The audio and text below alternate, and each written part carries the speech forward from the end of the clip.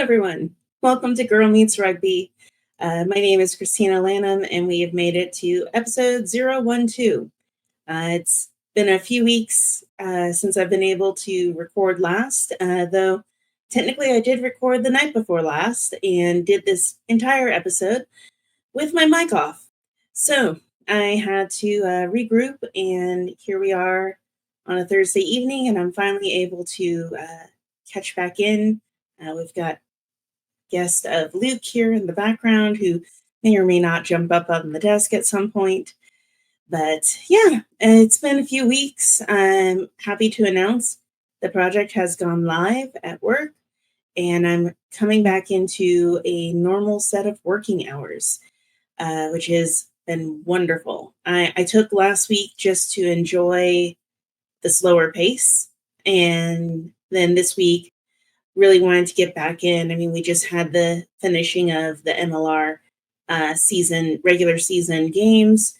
We're coming up on the last weekend here for the WER, and there's just a lot to talk about. And so I wanted to be able to get in and do some playoff discussions and such. But as always, we'll kind of kick things off with what news I have managed to glean while basically having my nose to the grindstone. So let's go ahead and pull up news.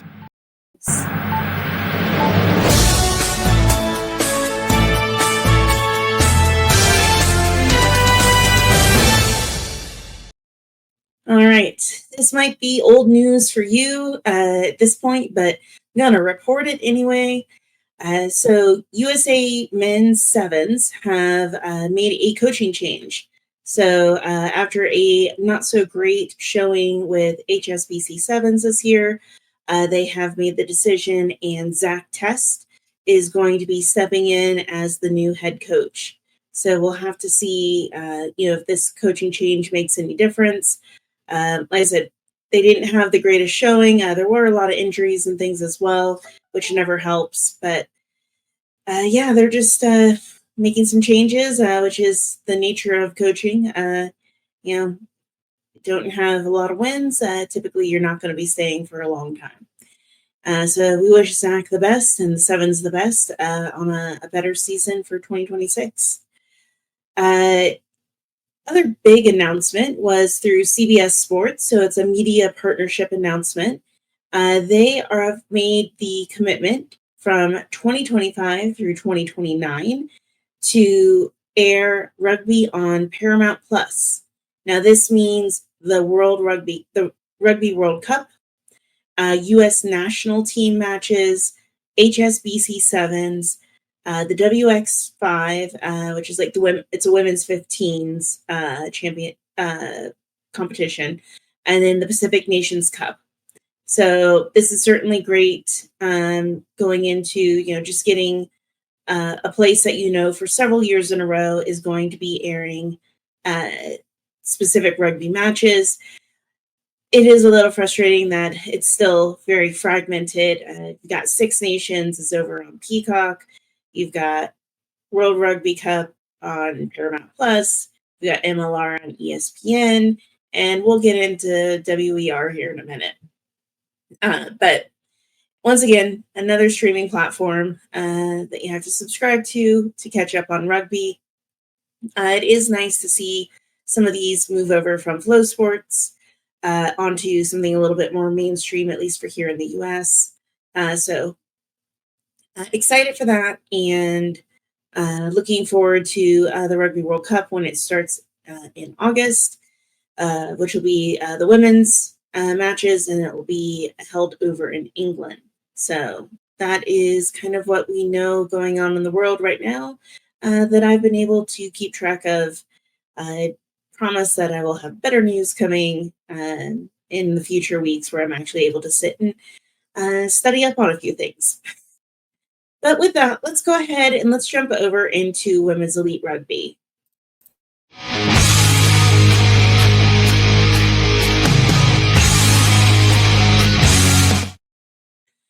All right.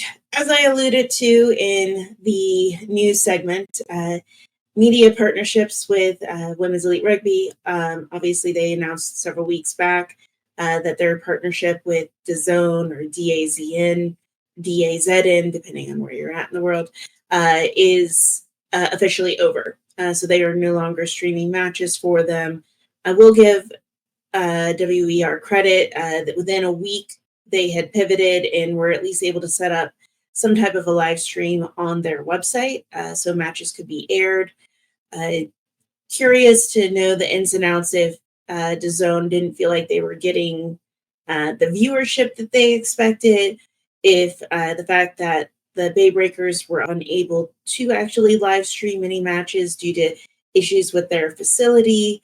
I'm sure there were a number of factors at play, but ultimately, really hard in an inaugural year to see them lose their media partnership. And I know this is probably a very active discussion for them now and will need to be a very serious discussion for 2026. It's very difficult to grow a sport if you can't air the matches. I don't know what the setups are like, with different partners like the Rugby Network where people can watch for free and things. So I don't know the politics and all that go into that as well. But hoping that they can find a home. It would be great to see them on something like the Rugby Network, where we do have MLR matches that are being, replayed on there, as well as you've got, if you do the the premium version of Rugby Network, the Gallagher Premier Cup, they've got college on there. It'd be a really good landing place for them because a lot of rugby is played on it already. That's domestic. And so I feel like that would be a good fit, but we'll just have to see what they come out with, and we'll be eagerly awaiting announcements. Now, in the WER, they are coming up to the end of their season this weekend.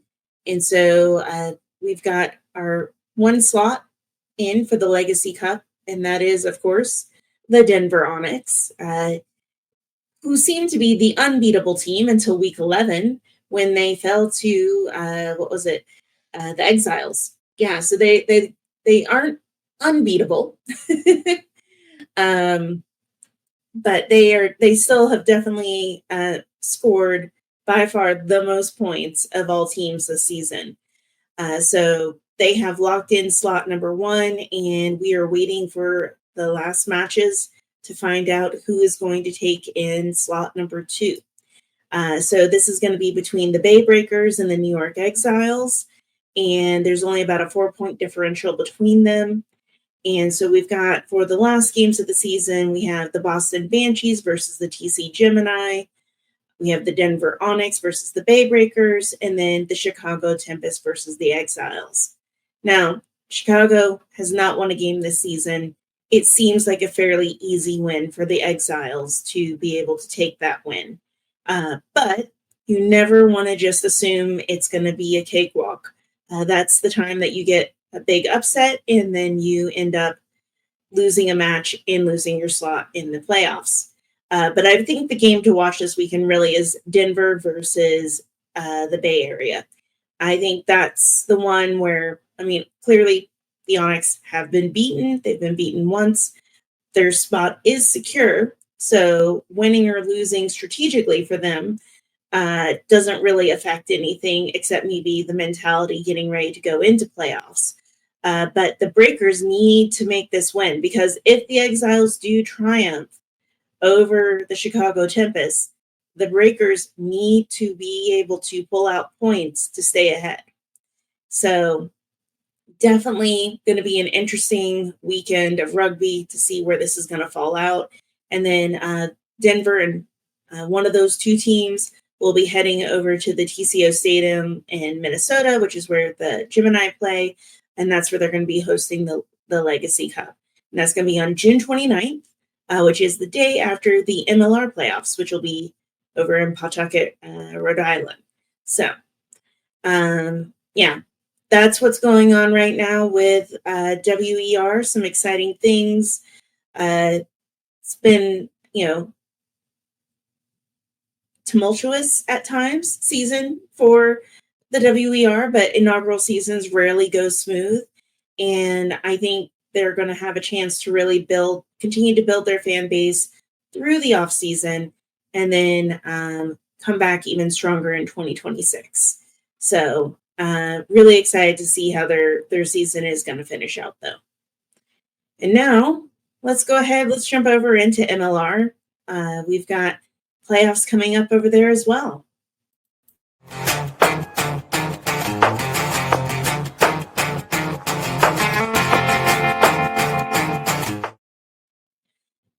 And much like in the WER for the MLR, it was up to the very last match to figure out who the heck was going to be representing the Western Conference. Now, through attrition and such, there were a few teams that kind of locked in like they were definitely going to be in the playoffs, and that was Utah and the number 1 seed, and then Houston, and then it was LA. And then we really had Seattle and San Diego. And San Diego played DC, who really didn't have a dog in the fight to say, in that they were kind of locked in their position. They probably did not send their strongest team all the way out to the West Coast to play a match, only to have to come all the way back to actually play in the playoffs. But regardless of that, no team just wants to lay over and die. San Diego pulled out a really amazing performance. I mean, it was 50-5, and they gave their hometown fans a really good last game. And they did everything they could at that point. There was nothing else they could do to put themselves in playoff contention. And then it really fell to Seattle, who was playing Miami, who, again, Miami flying all the way across the country, probably didn't send all of their A players. Their position in the playoffs was locked. But Seattle was able to pull out a win and pull just ahead of San Diego, locking in that 4th playoff slot. So we've got in the East, New England, the Chicago Hounds. We've got Old Glory DC and the Miami Sharks. Fortunately, NOLA Gold and Anthem RC are out for the season now. Regular games are over. Their seasons are done. In the West, we have Utah, Houston with a not so great win against Anthem. Pulls up to 2nd. LA is in 3rd, and then Seattle locked in that 4th slot. So I thought it'd be kind of good just to kind of talk about playoffs a bit, estimations of where, we think these initial conference playoff matches are going to go, and then who do we think is going to take the ultimate win and take the shield. So let's kind of start off in the East. So we've got New England and Miami playing, and then we've got Chicago and DC. So I would say probably our heavy favorites are Chicago and New England to take wins, but we've seen New England definitely have some falter moments. Even in the last part of the season, they lost some matches where it didn't seem like, they were matches that they should have lost, including matches to the Miami Sharks. And in turn, Miami they have moments of amazing brilliance, which this is actually kind of a theme for everyone this season, just about. But they also make some really odd choices at times, especially in the beginning of the season. They, kick the ball away when they really should keep it in hand. They've had some discipline issues out on the pitch that have certainly impacted them, but they're not a bad team, and they've worked hard. They're definitely excited to make their first debut in a playoff season, and they're going to try and make the most of it. And if New England isn't on their A game, Miami could surprise them. So we'll have to see. I'm still leaning towards New England winning over the Sharks, but never count a shark out, right? And then you've got Chicago and Old Glory. And of the two, I feel like Chicago's the heavy favorites. Old Glory is consistently okay. They have some good wins. They have some not so terrible losses, but they're just, I feel terrible saying this, like they're just kind of middle of the road.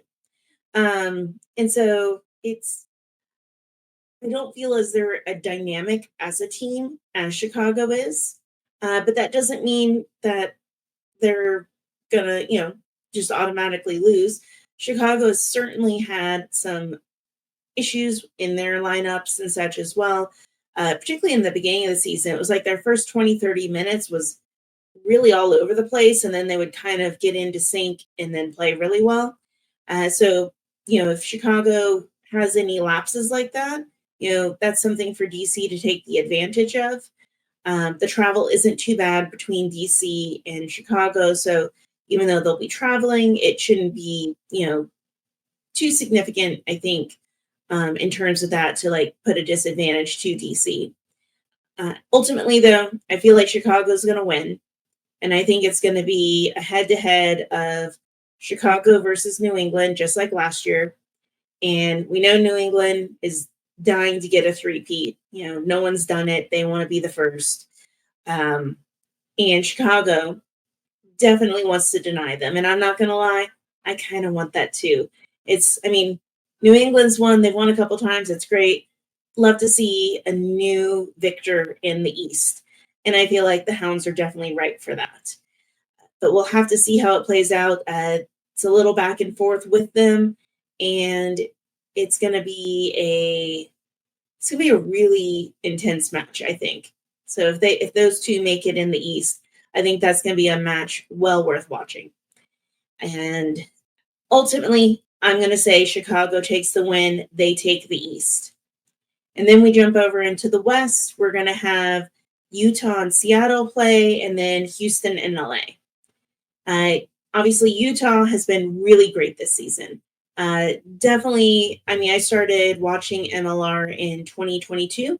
Was the first year that I moved over here and got to actually see some matches. And they were kind of like Old Glory DC.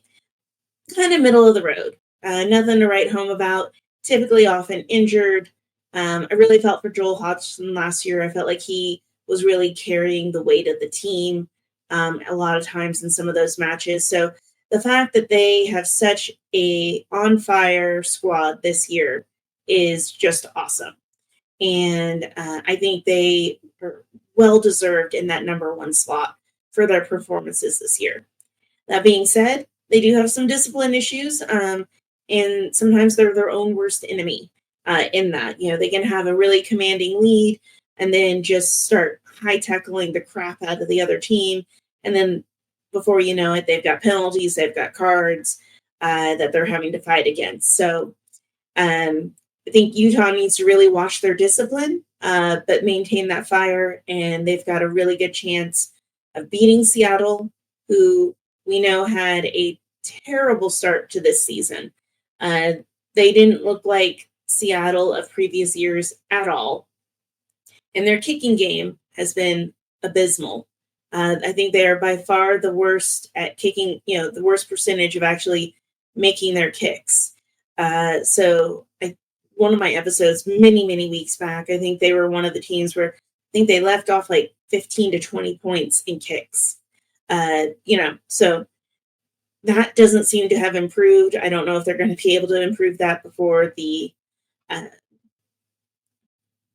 before all the playoffs games and everything start this weekend, but they did beat Utah at home in Utah, and so it's not impossible for them to take the win, and they're scrappy and they know what it feels like to lift up that shield. And, I know they want it, but ultimately I think Utah wants it more. I think they want to be able to hold up that shield, and I think they're going to take the win over Seattle. And then you've got your second and third seed slots, Houston and LA. Houston managed to eke out a win against Anthem. It wasn't a strong win. There was a lot of ball handling errors. They apparently don't know how to do a line out anymore. And I feel like I can say this. I'm a fan. I'm, got my Houston ball over there. I love the SaberCats. Not super thrilled with their performances this season. They've been very hot and cold. Davey Kutzer is out for the season with injury. And I think he is a real difference maker out on that pitch. It does sound like Seth Smith will be back in time for playoffs, coming back from an injury. And then we did see this past week that Andre Warner is back. He was out for a while with an injury. So, it's definitely a game of attrition, and they've definitely had some different hits taken over this season. But when they play well, they're strong and they're dominant. But so often they seem to be a bit slow. There seems to be a lot of miscommunication, a lot of ball handling errors.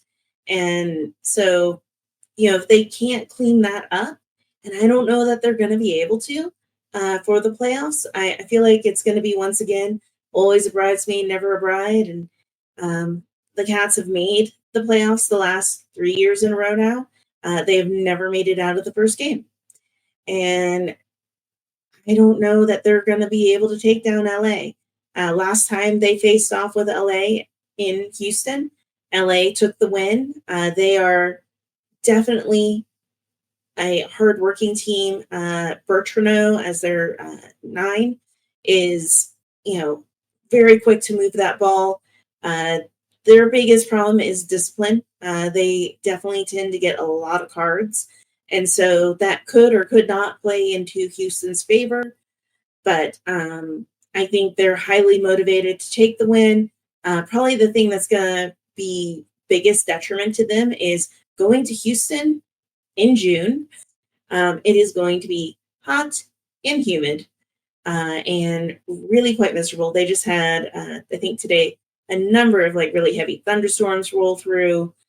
So yeah, it's going to be probably quite the scorcher, and I can see a lot of cramping in both teams' futures.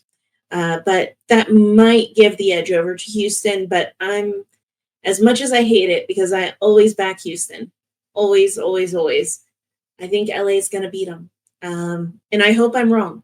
I would love to be wrong. I would love to see Houston get a semi-conference final match. That would be amazing. But I just don't know that they're going to be able to pull it off. So that puts us with Utah and LA going for the Western Conference title. And I think Utah's going to take it. I think, like I said, they've been mediocre for a number of years. They are working hard. And I think that they have the motivation and the skill and the desire that they're going to take it in the West. And I think it's going to be a well-deserved win for them. So then we've got the MLR final in Rhode Island, June 28th, at the brand new stadium over there. I think it's going to be Utah and Chicago. Now, in the regular season, Utah has beaten Chicago at home and away. They had that shocker performance week 2, because obviously Utah was on that initial week 1 bye week, which is the worst bye week ever. The whole season starts and you're just sitting at home. But boy, did they make up for it, taking Chicago for a ride at SeatGeek. So, they definitely know how to play against Chicago and win, but an MLR championship is a different beast.